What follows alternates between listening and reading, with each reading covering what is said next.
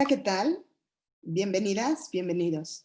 Para mí es un gusto poder estar aquí colaborando con la Alianza Iberoamericana y el día de hoy voy a hablar sobre violencia y pandemia, la violencia familiar, repensando cómo están las cosas desde nuestras casas.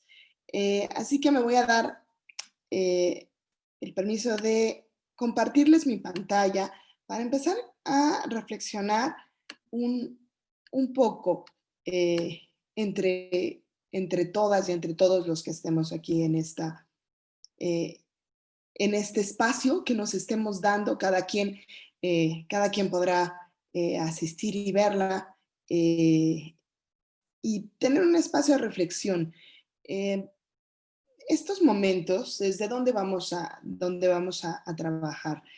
Eh, Quisiera hacer una reflexión, sobre todo para prevenir los estallidos de violencia eh, por esta situación que tenemos actualmente. Todas las personas estamos expuestas a tener un acto de violencia y justo el objetivo va a ser que este no suceda. ¿Qué hacemos para que eso no suceda? ¿Qué hacemos para que las cosas vayan bien en nuestras casas y tengamos una muy buena relación con nuestra familia? Creo que ese es el punto. Pero primero que nada hay que reconocer que somos capaces de eso. Y creo que esa introspección es especialmente valiosa, porque cuando conocemos el tamaño del enemigo, es que realmente podemos hacerle frente. Cuando menospreciamos la situación y decimos, no, a mí no me va a pasar, no, a mí yo esas cosas no las hago, pues en una de esas justo te sorprende. Cuando sabes el tamaño del problema, es que entonces dices, no, voy a tomar un espacio, voy a pensar, porque justo como sé lo que puede pasar, no me voy a dejar ir, no me voy a dar esos permisos. Por eso esta sesión es más bien un espacio de concientización, más allá de darles datos, que sí, también vamos a platicar un poco de ellos, y de que sea una denuncia, eh, es una invitación a la autorreflexión. Es una invitación a que te des esos espacios de decir, no, mira, más vale que tome en cuenta esto, esto y esto, para no caer en una violencia. ¿Desde dónde vamos a estar hablando? Bueno, vamos a incorporar la perspectiva de género y vamos a incorporar también una perspectiva en desarrollo humano. Así que, ¿cómo voy a estructurar la sesión? Pues vamos a ver 5 puntos fundamentales. Primero que nada, vamos a entender la diferencia entre violencia objetiva y violencia subjetiva. Después, vamos a identificar algunos detonadores de violencia objetiva en el entorno pandémico y que le afectan de manera especial a la familia. Para después explicar los tipos de violencia que pueden presentarse en el entorno familiar y hacer una reflexión de cómo le afectan estos a cada integrante de la familia, para por último cerrar con una estrategia para controlar ese estallido de violencia. Así que, bueno, iniciamos. Em, ¿Qué entendemos por violencia? Es el abuso de fuerza de un sujeto sobre otro. Este abuso de fuerza implica injuria, dolor o sufrimiento. Y aquí hay una parte importante. La violencia siempre es una acción. Aunque digas, bueno, pues no le voy a hablar, y entonces eso no es una acción. No, no, no, no, es que no hablar es justo, de hecho, una acción. O el ignorar, eso implica una acción, lo que implica una responsabilidad en el sujeto que comete ese acto de violencia. Es por eso que te hablo a ti, porque tú puedes frenar ese acto. Y por supuesto, detrás de un acto de violencia siempre hay una jerarquía. Siempre hay una persona que es una agresora y una persona que es víctima, lo cual genera esa dinámica violenta, vertical, en donde hay alguien que ejerce la fuerza sobre otro. ¿Cuándo se da esta violencia? Mm, a ver, la violencia de alguna manera está contenida dentro de nosotros. Sí.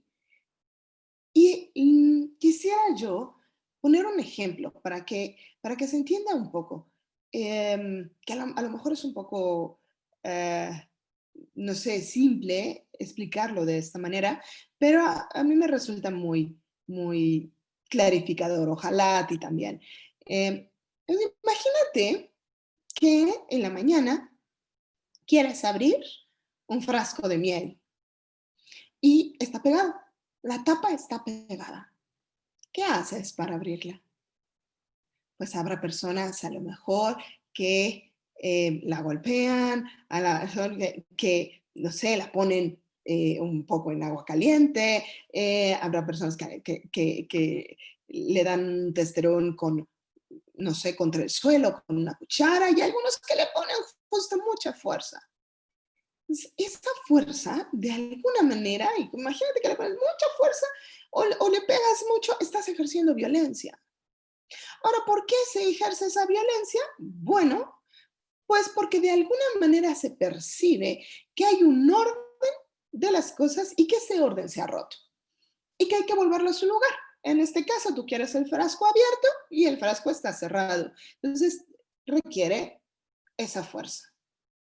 Así que, ¿qué es lo que causa esos estallidos de violencia? Bueno, uno es que existe un orden propio de las cosas, ¿no? Entonces tú dices, bueno, los frascos deberían de abrirse y cerrarse fácilmente, si no, pues ahí va la fuerza.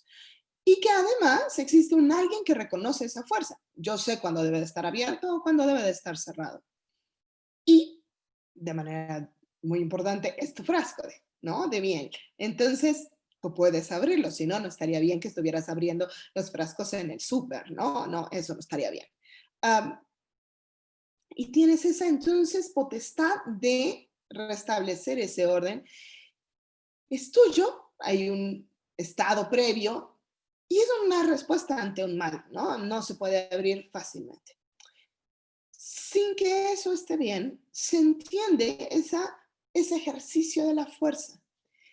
Lo malo es cuando no estamos hablando de frascos de miel, sino de personas, porque entonces no es justificable un uso de la fuerza. No, a menos de que estés protegiendo a un bien mucho mayor.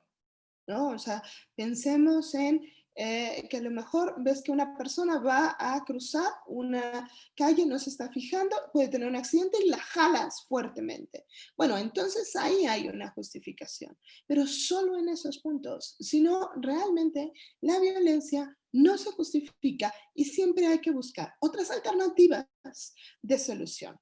Entonces, solamente es eso. Sin embargo, atrás de cualquier estallido de violencia hay esto, en donde de alguna manera la persona percibe que algo está mal, que él tiene el derecho de restablecer ese orden, que hay un orden previo, y entonces es cuando se da el estallido, cuando te permites estallar, que decir, es que yo sé, yo te voy a decir, o yo soy tu madre, o yo soy tu padre, ¿no? Y entonces ahí se da el estallido de violencia. Em, Sin embargo, bueno, ya que clarificamos lo que es la violencia, me gustaría explicar, tomándolo de Slavoj Žižek, que es un pensador esloveno muy interesante, muy importante, qué es la violencia objetiva y qué es la violencia subjetiva, porque van a ser importantes. Y porque, tal como lo declara Zizek, es importante ver estos dos. Normalmente nos quedamos con uno, que es la violencia subjetiva. Por violencia subjetiva voy a entender la violencia que sucede entre una persona y otra. Como, por ejemplo, cuando dices, el hermano mayor le dio un golpe a su hermano menor. Entonces, es una violencia de, de una persona sobre otra, del hermano mayor sobre el hermano menor. Sin embargo, esa, digamos que es una violencia que hay que atender, por supuesto, porque es la más cercana y hay que atender y hay que condenar, pero no es suficiente solamente describir lo que pasó o decirle a los sujetos que no lo hagan, sino que hay que entender qué hay atrás. Es decir, la violencia objetiva. La violencia objetiva son aquellas circunstancias que posibilitan esos estallidos de violencia. ¿Qué hay alrededor que hace que esa violencia surja? Si solo atendemos la violencia subjetiva, entonces estamos atendiendo, digamos, un problema muy concreto en un momento muy concreto.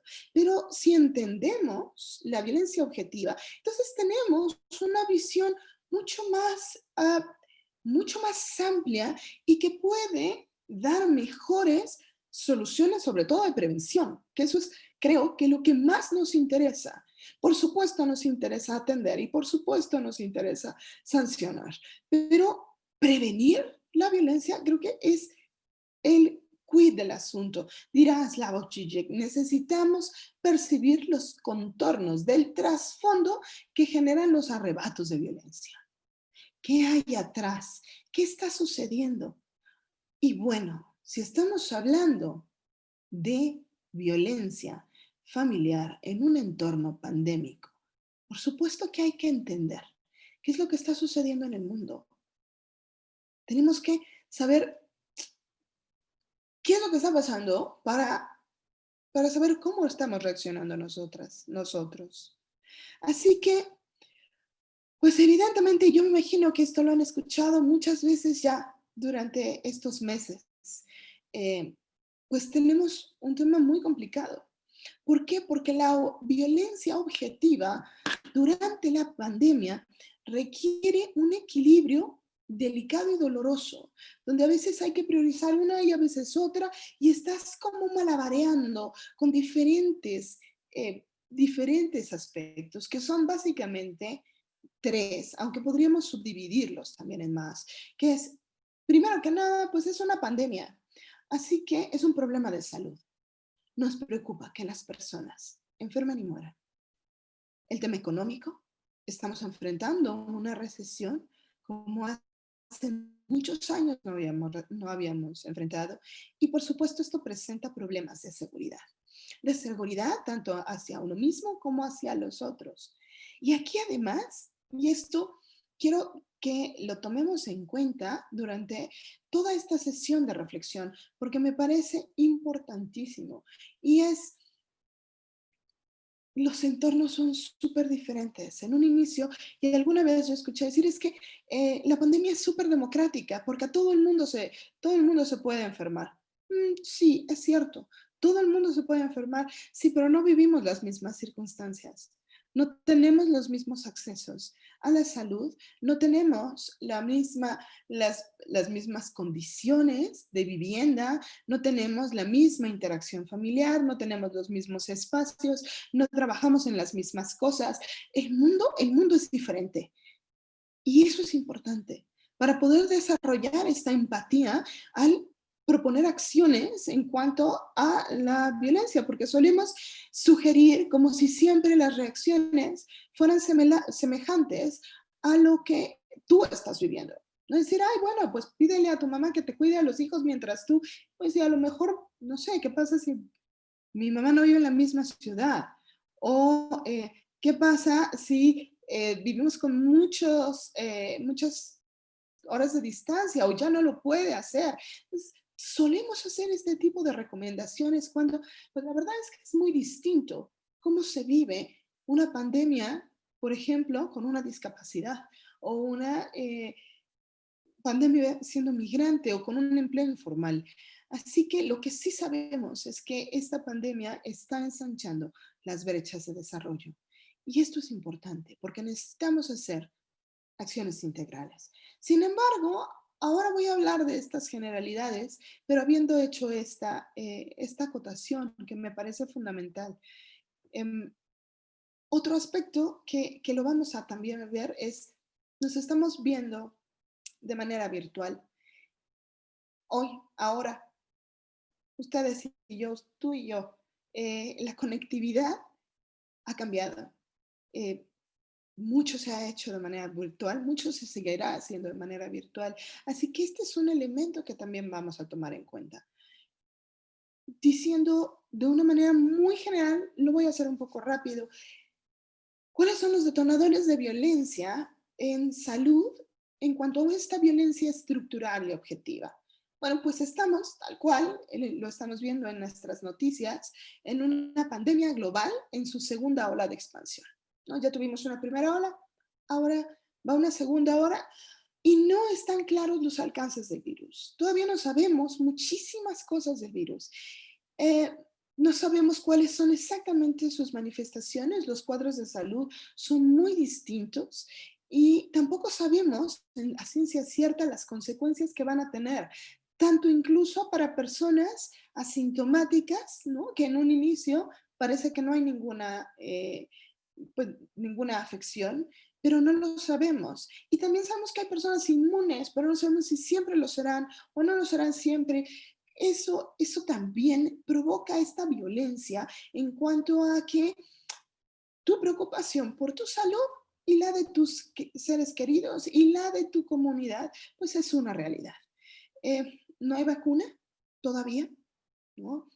Estamos en noviembre del 2020 y no hay una vacuna, hay varias pruebas, pero no hay una vacuna ya y no hay un único tratamiento. Esto, como les decía, hay que sumar, dependiendo en dónde se encuentren, a la precariedad de los servicios de salud, la información que a veces es contradictoria, que se han aplicado medidas tardes, parciales y complicadas, dependiendo, pues, los recursos, el gobierno, las tendencias, etcétera. Esto, pues, claro que nos da el miedo de el contagio y la muerte. Y además esto propone un tema muy delicado y muy doloroso, que es, mm, en los servicios funerarios no se ha visto la posibilidad de realizar duelos completos, sino que son duelos coartados, duelos en donde muchas veces no puedes despedirte de las personas. Así que esto genera estos detonadores de violencia. Por su parte, la economía, pues estamos en una recesión. Hay ya muchas personas que han perdido su trabajo, que han tenido que hacer inversiones. eh, hay un temor constante de no contar con los medios para hacer frente a esta crisis de salud. Y además de que las ganancias en muchos de los rubros, no en todos, pero han sido menores y las pérdidas de trabajo, pues hay un requerimiento de inversión de medidas de seguridad que son elementales para poder seguir adelante, pero que implican un gasto. Dirá Zizek en su libro Pandemia, no basta con aislarse y sobrevivir. Para que esto sea posible, los servicios públicos tendrán que seguir funcionando. La electricidad y el agua, los alimentos, los medicamentos tendrán que seguir estando al alcance de todo el mundo. Lo que pone a, pues en primera línea a las personas que ya sabemos que estamos muy agradecidas, que están justo pues dando sus conocimientos y atenciones a las y los enfermos, pero también quien reparte alimentos y también quien reparte paquetería y que también quien está ahí todavía produciendo de manera física, ellos y sus familias. En cuanto a seguridad, pues estamos recluidos, muchos de nosotros en nuestras casas. Esto reduce el espacio vital a uno solo. Normalmente habíamos dividido nuestro espacio en general, más o menos, en tres, que serían el espacio de trabajo, el espacio de diversión, de ejercicio, de convivencia con los amigos, otro, y el familiar. Y vamos más o menos pues interactuando entre estos diferentes espacios. Y ahora todos se han vuelto en uno. Y esto, por supuesto, hace que sea complicado compaginar. Incluso a veces se percibe adentro de las casas, pero afuera, al otro como peligro. Claro, tenemos que vivir esta sana distancia, pero a veces cuando el otro no la respeta, volteas y dices, ¿qué pasa? A ver, espera, no, y a ver, está usando mascarilla, no está usando mascarilla. Esta sensación de falta de seguridad es algo muy complicado. Hay una restricción en el entretenimiento, en el intercambio social, en el ejercicio, en el deporte. Y esto, pues también se suma a las complejidades objetivas que eh, vamos teniendo y tenemos esta responsabilidad por conservar la vida de los demás. Quizá mm, tú no enfermes, pero no sabes si al ser portador alguien más se puede enfermar. No, quizá seas asintomático, pero creo que hay una responsabilidad para con todos. Dice Byung-Chul Han, a society of survival that loses all sense of the good life, one where enjoyment is also sacrificed for health.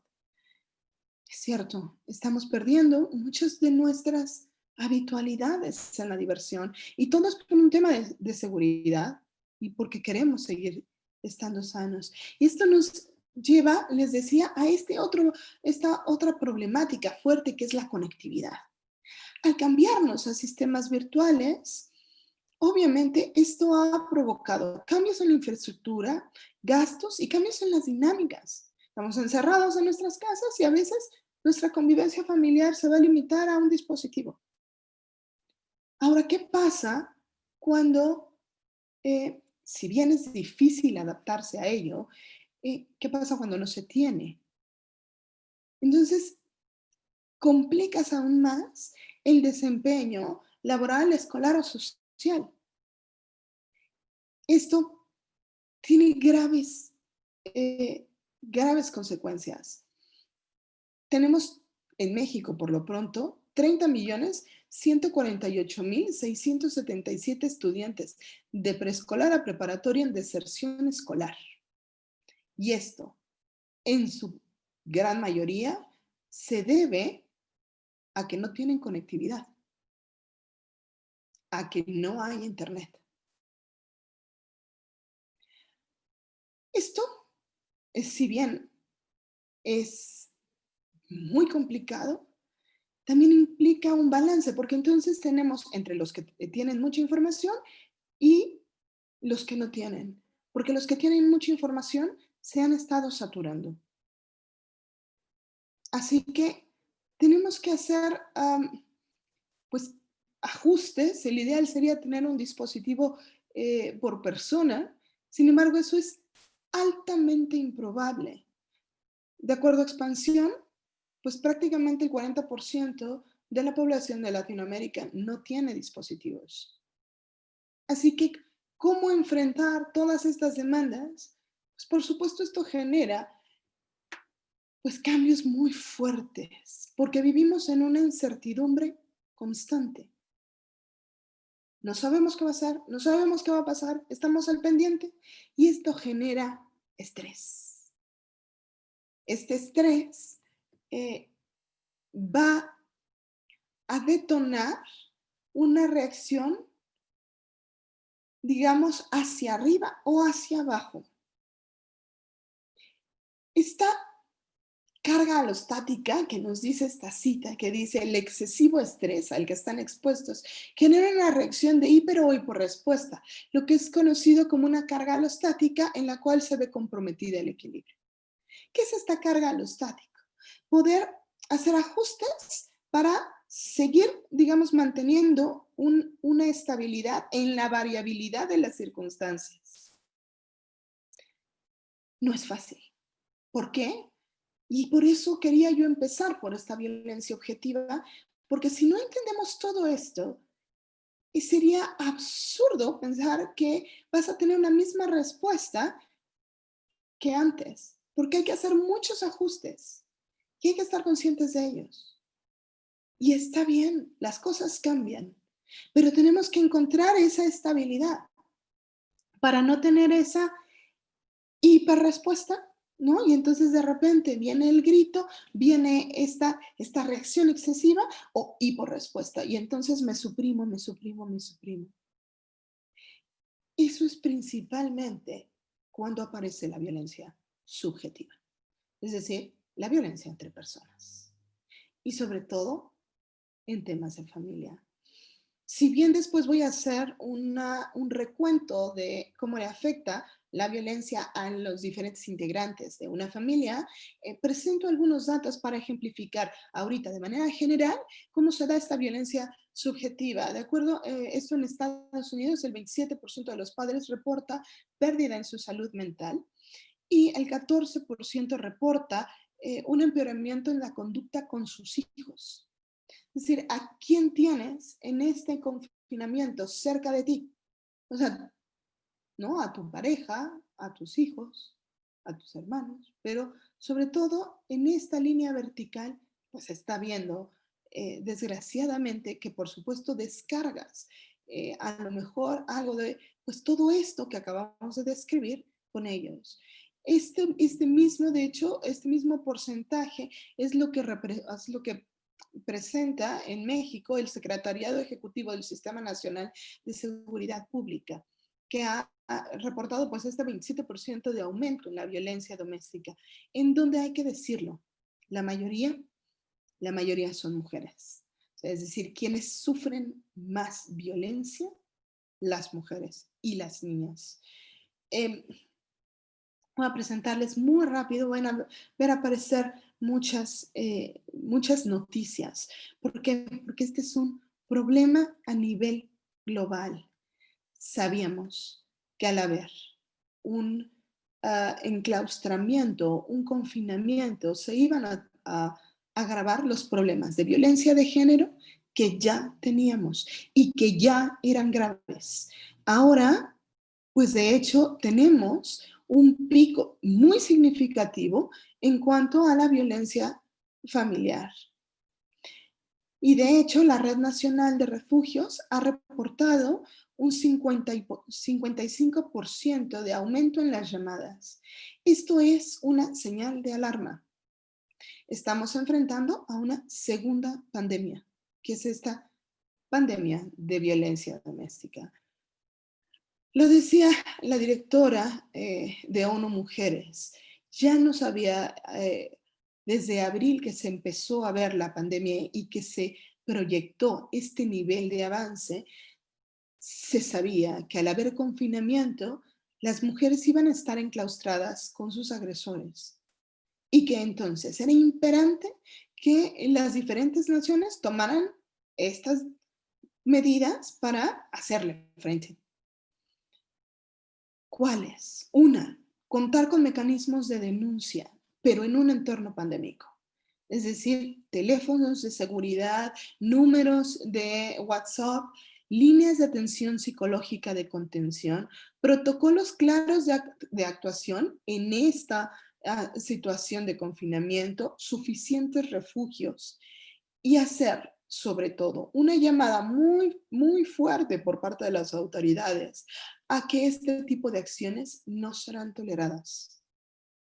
Si esto todavía no ha sucedido en tu país, hay que exigirlo. ¿Cuáles serían los tipos de violencia que pueden presentarse en el ámbito familiar? Bien, me estoy refiriendo a los tipos de violencia contenidos en la Ley General de Acceso de las Mujeres a una Vida Libre de Violencia de México. Sin embargo, creo que bien puede ser aplicado para el resto del mundo. Una primera es la violencia psicológica dentro de la familia, que es cómo se ha presentado. Solamente voy a dar algunos ejemplos para después justo centrarme en las personas, que es quien realmente nos importa, las personas y su calidad de vida. Pues amenazas de contagio al salir o presentarse con invitados sin el consenso de los demás. Inclusive se ha presentado casos en donde alguien llega y por lo menos le dice a la pareja que está llegando con una persona que tiene COVID, ¿no? Y tristemente se ha utilizado como una estrategia de control, lo cual es una violencia psicológica.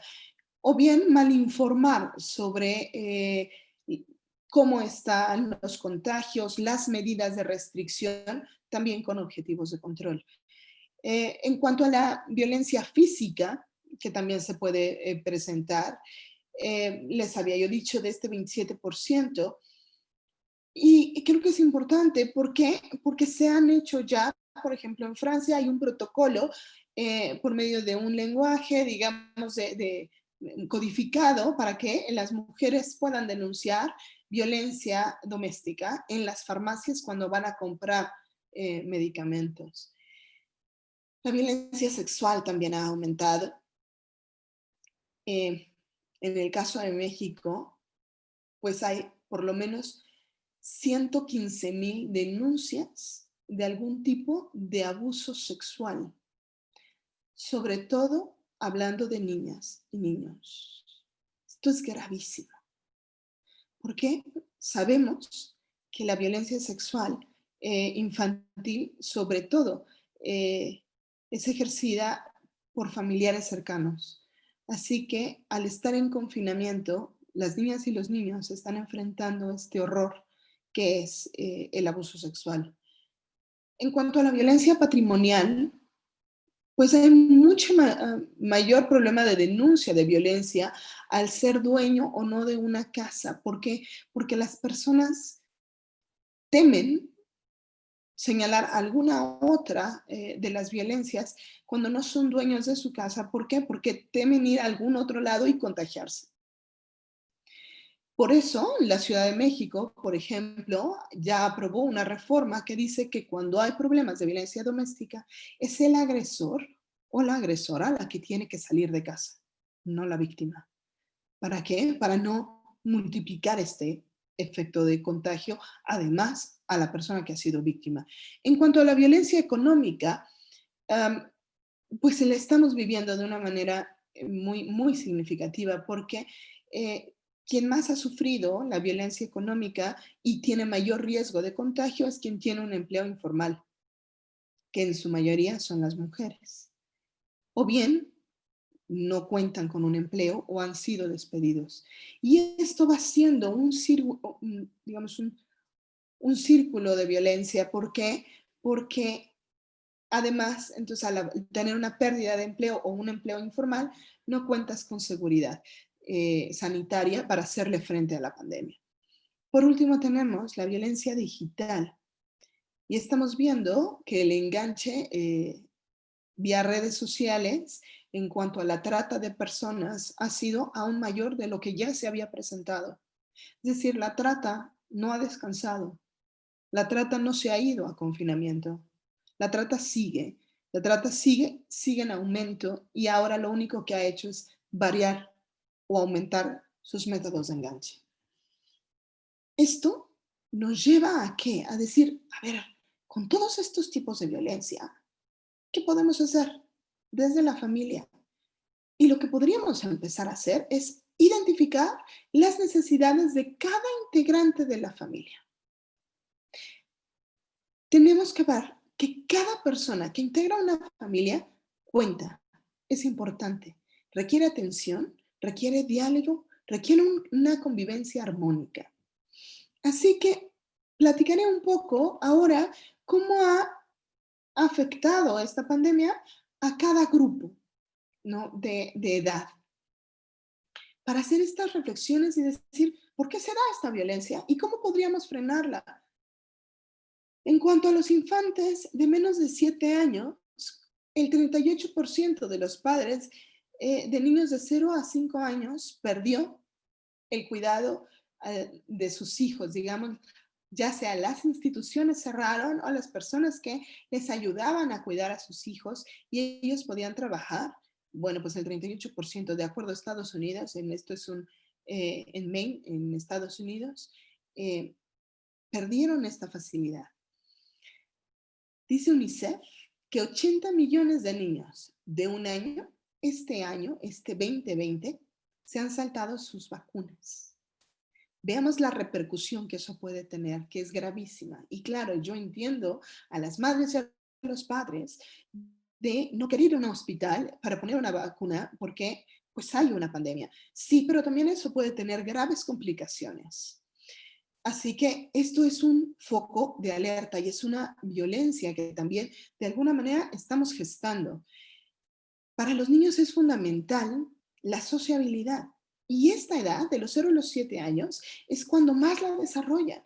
Los límites, por ejemplo, corporales, se entienden mucho más a esta edad, porque sabes, digamos, cuando era juego y sabes cuando ya te pasaste.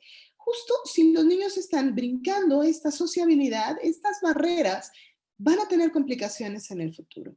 Eh, y como lo habíamos dicho, pues hay un mayor riesgo de abuso sexual.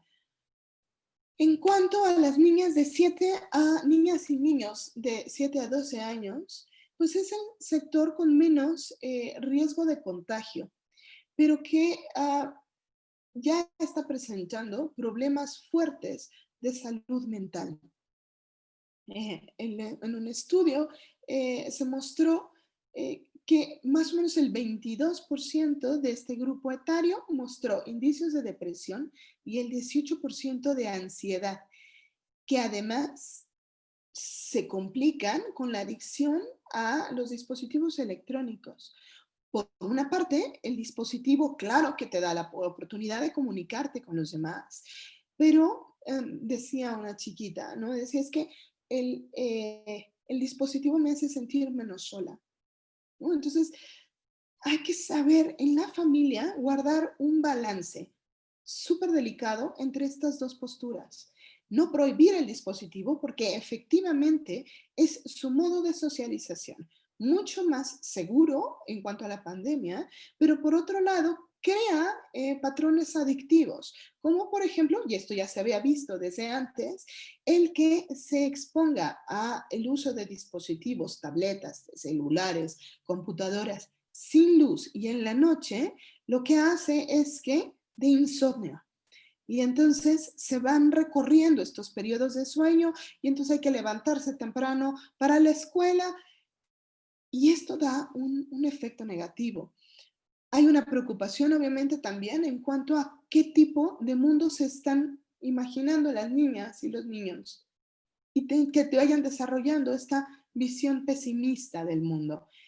La educación que está recibiendo, sé que hay pues, muchos modelos que en algunos países se está manteniendo un modelo híbrido, que en otros se ha regresado a presencial. Uh, Mi caso es México y estamos en una educación a distancia, en donde se han presentado tanto una educación virtual por medio de computadoras como una teleeducación que es unidireccional y que, de acuerdo a lo que algunos testimonios, eh, pues causa igual ansiedad ante los niños porque ante una pregunta no hay manera de que alguien te responda de la televisión. No tienes esta ida y vuelta. Y aquí voy a dar un dato en México también, pero que es gravísimo. El 10% de la matrícula en México ha abandonado sus estudios.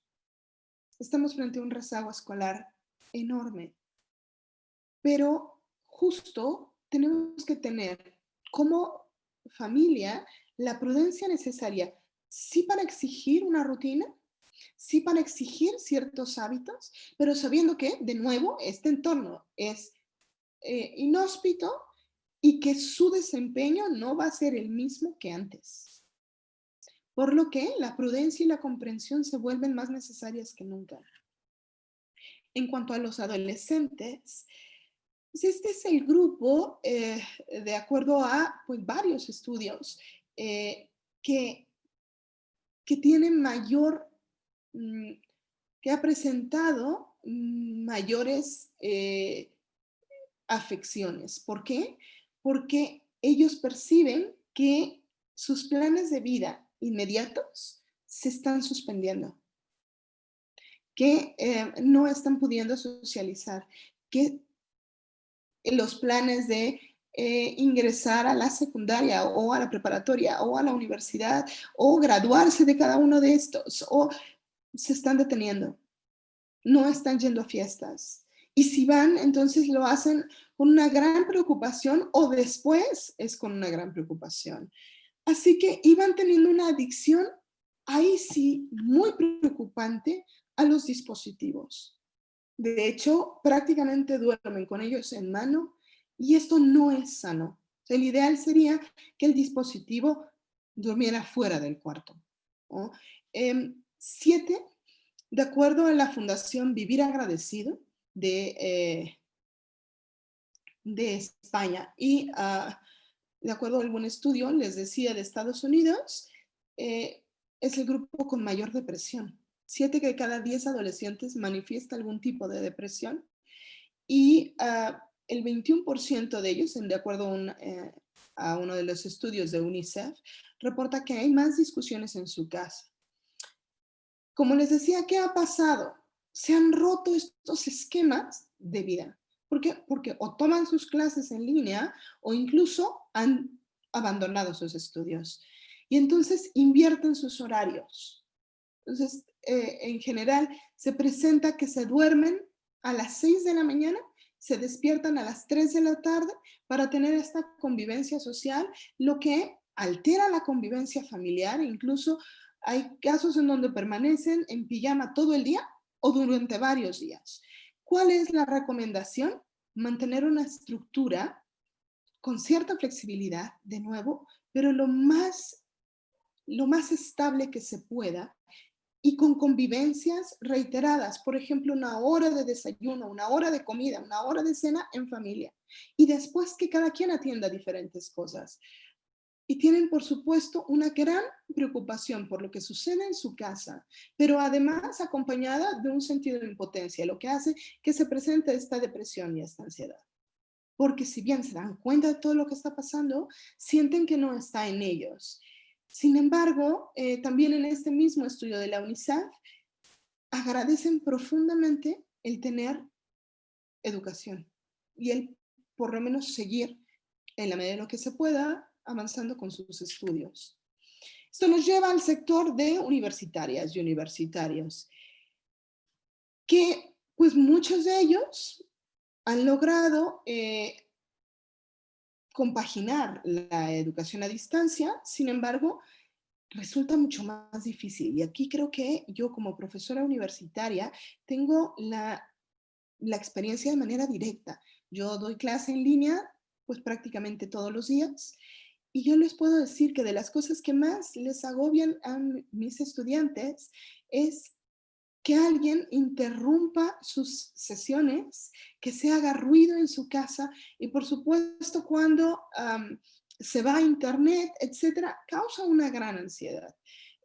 Tienen mayores distractores, pasa el hermanito, pasa la mascota, entonces no es lo mismo, no les podemos pedir los mismos resultados porque no es el mismo entorno.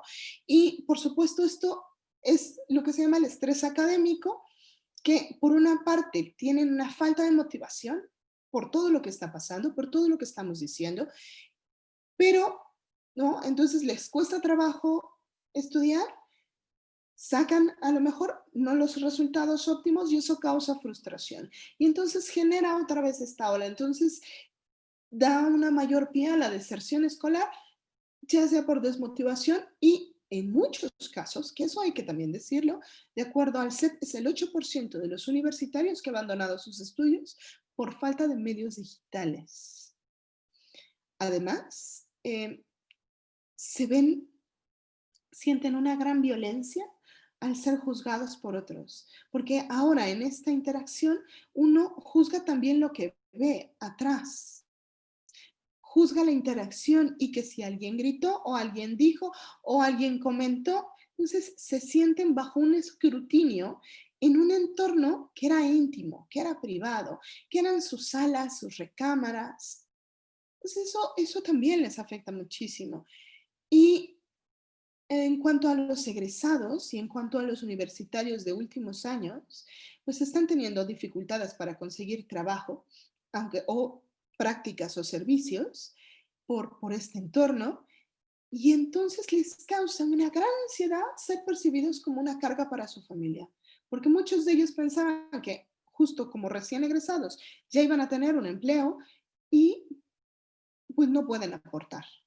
Así que esto también nos está pasando. En cuanto a adultos, los horarios de trabajo se han difuminado. Eh, es decir, si estás en un trabajo virtual, hay llamadas a destiempo, se trabaja a destiempo y eso genera también ansiedad. Eh, Además, bueno, están los riesgos de las personas que están haciendo su trabajo de manera física y que toman un transporte público, que es el mayor lugar de contagio. Así que, pues por supuesto, esto causa gran ansiedad, pero por otro lado, tomar permisos y demás se presta a que haya un despido cuando ya ha habido una ola de despidos grande. Em, la pérdida del empleo lo que ha mostrado es que hay una violencia de género.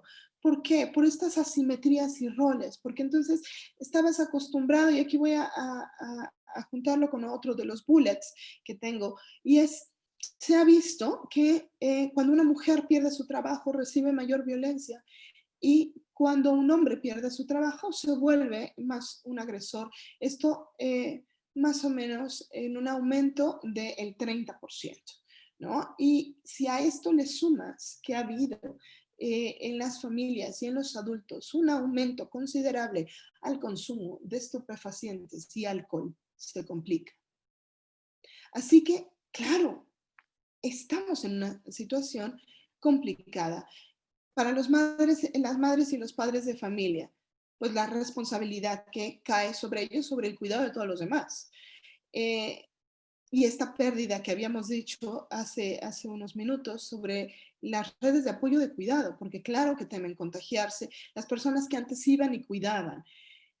Y además es mucho más difícil, alguien va a decir, bueno, pero estás en tu casa, por ejemplo, si te toca hacer trabajo virtual, pero es mucho más difícil la armonización entre los planos laborales, familiares y de descanso. ¿Por qué? Porque todo sucede en el mismo espacio. Así que hay un efecto de saturación, ¿no? Entonces, al mismo tiempo que estoy en la junta, también estoy viendo qué vamos a comer y también atiendo a la educación de los más pequeños y luego de los grandes y atiendo. Entonces, es un efecto de saturación en donde le recae toda la responsabilidad a las madres y a los padres. Em, que de hecho, cuando tienen hijos pequeños, se ha visto que pues muchas madres, muchos padres han asumido la labor de maestras y maestros. Prácticamente están al lado, en ocasiones, de las clases de sus hijos para evitar que se distraigan. Pensemos lo difícil que es mantener la atención para niños pues de 4 a 7 años. Que decir, pues te tienes que quedar aquí para la clase, es muy difícil. Entonces lo que se ve es una compaginación difícil de mantener el trabajo, más estar al lado, ¿no? Es decir, pon atención, haz esto, haz lo otro. La tienen muy difícil. Sin embargo, bueno, por lo menos en Estados Unidos, estos datos, sería muy interesante tener datos en Latinoamérica. Em, Se ha visto que la pérdida de trabajo en Estados Unidos ha sido paritaria en cuanto a hombres y mujeres y asimismo ha sido paritario como asumen las labores del cuidado. Em, Sin que haya un estudio del nivel del peer research, sería muy interesante verlo en Latinoamérica, a ver si efectivamente se conservan estas paridades tanto en la pérdida de trabajo como en digamos, entrar a la labor de cuidado de pues alimentación, barrer, trapear, etcétera, de manera paritaria entre hombres y mujeres. La verdad es que son de los aspectos que habría que profundizar en Latinoamérica. Por último, las personas de la tercera edad. Este es el grupo que tiene mayor probabilidad de contagio y de tasa de mortandad. Más o menos, de acuerdo a la CDC en Estados Unidos, 8 de cada 10 muertes por coronavirus está en este grupo etario. Em, Se ha disminuido dramáticamente la calidad de vida de este sector. ¿Por qué? Um, por las redes de apoyo, porque les da miedo ir a verles para no contagiarles, pero entonces se quedan solos. O bien, en el caso de estar dentro de casa, se sienten aislados, lo que ha provocado, por supuesto, depresión y estrés. Eh, Esto dice el Papa Francisco, el aislamiento social, lo que ha provocado depresión y estrés, advertimos que aislar a los ancianos y abandonarlos a otros sin un adecuado y cercano acompañamiento de las familias mutila y empobrece a la misma familia. Son familias que se han visto divididas, porque antes a lo mejor pasaban más tiempo con la abuela o el abuelo y ahora no, les da miedo contagiarlos y entonces no van, pero entonces se sienten más solos. Y si bien se han digitalizado muchísimo este grupo etario, muchísimo, muchísimas abuelas, abuelos que antes no usaban medio digital, ahora lo está usando pues para poder convivir.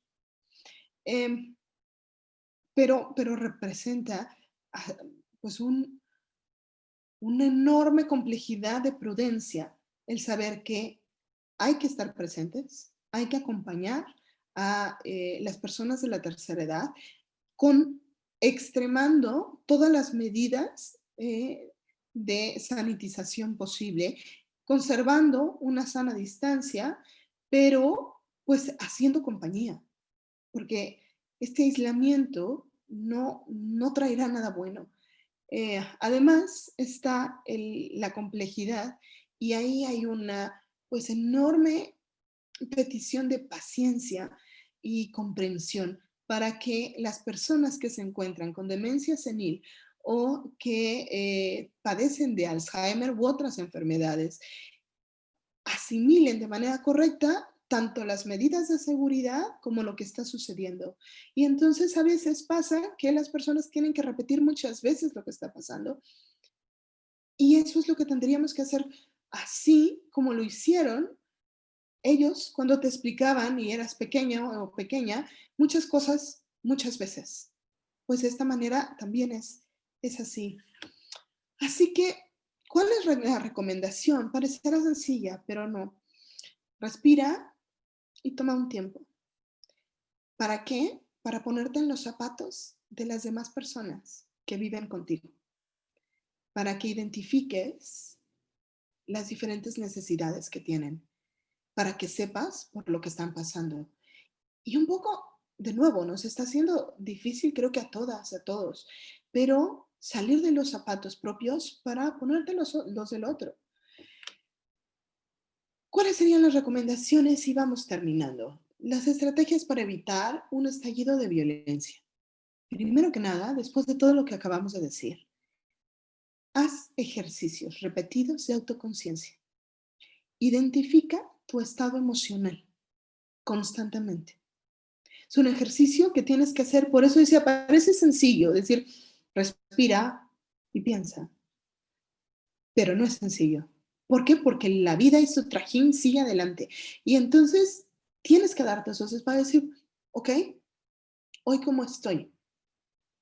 Siento ansiedad, miedo, frustración o enojo, que son las emociones más recurrentes en esta época.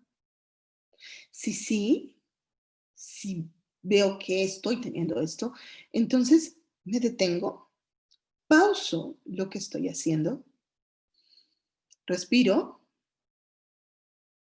ejerzo mi autocontrol y voy a tratar de salir de mí y verme a mí.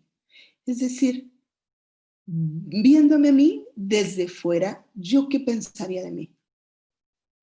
Pues imagínate que tuvieras una cámara y decir, esta reacción que estoy teniendo, ¿la debería de estar teniendo? ¿Es proporcional? ¿Así debería yo de reaccionar? ¿Así me enorgullece reaccionar?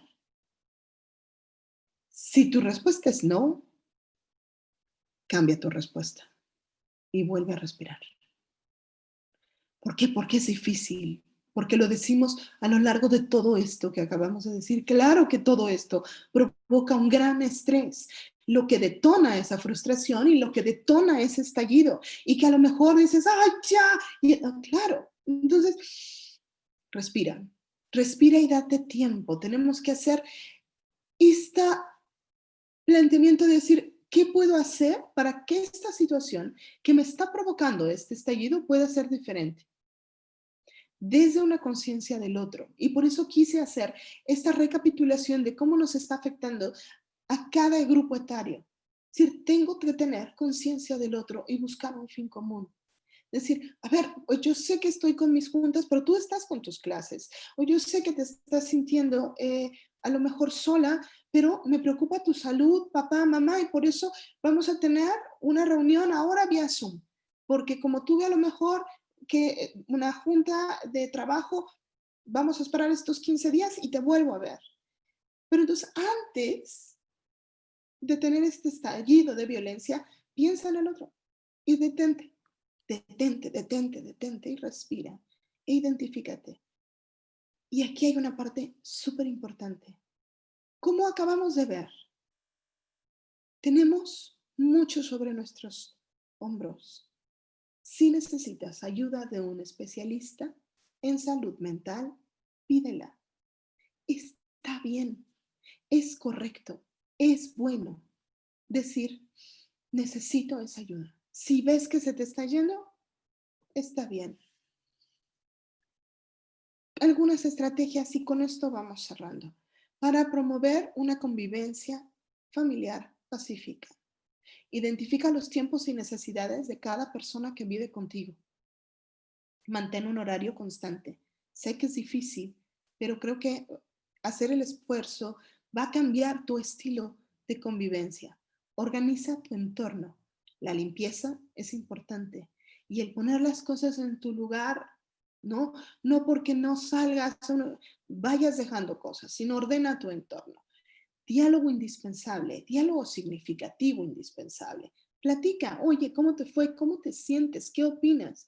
Y en la medida de lo posible, aunque acabo de decir de este diálogo, también date espacios de soledad cuando hay una sobreconvivencia. Date espacios para estar tú contigo. También se vale. ¿Y eso por qué? Eso te va a dar oportunidad a oxigenar y a respirar y a hacer cosas para ti. Dividir, esto es importantísimo, la carga de trabajo y responsabilidades entre todas las personas que integran una familia. Todas podemos hacer cosas, no porque seas hombre o mujer no deberías de hacerlo, o no porque eres chiquito, no, bueno, si eres chiquito pues a lo mejor me ayudas con el recogedor, todos tenemos que sumarnos a limpiar la casa y asumir responsabilidades, crear estos momentos de intercambio significativo y no limitar las expresiones de cariño, ¿no? Eh, decía el Papa Francisco, el libro que escribió sobre después de la pandemia, ¿no? Decía, no permitamos que el otro no sepa lo mucho que lo queremos. Tenemos que hacerlo claro, decir, te quiero muchísimo y a lo mejor estoy preocupada y a lo mejor estoy tensa y a lo mejor el trabajo, pero te quiero muchísimo. Y eso hay que decirlo. Y atender nuestra salud mental, crear conciencia. Y esta es una cosa que es muy bonita, porque es sobre las habilidades de resiliencia que estamos creando. Sé que a lo mejor suena fuerte en estos momentos, pero decir, después de esto, saldremos fortalecidos, seremos más resilientes. Teníamos una generación que a veces era, no quiero que le pase nada a mis hijos, o no quiero que le pase, pues nos está pasando y estamos saliendo adelante, con trabajo y con esfuerzo. Saldremos más fuertes. Eh, estar atento a las señales de alarma por parte de los demás en casos de depresión y recurrir de nuevo a una ayuda profesional. No tener comportamientos de riesgo y si se tienen, dialogarlo con las otras personas que vives, para que todos estén conscientes de lo que de lo que está pasando. Y esta es una parte importantísima, no tener gastos innecesarios, porque la situación económica es complicada para todas y para todos. Así que estas serían algunas de las medidas que podría yo sugerir. Termino con una cita. Solo juntos y haciendo cargo de los más frágiles podemos vencer los desafíos globales. Esto lo dice el Papa Francisco también. Muchas gracias.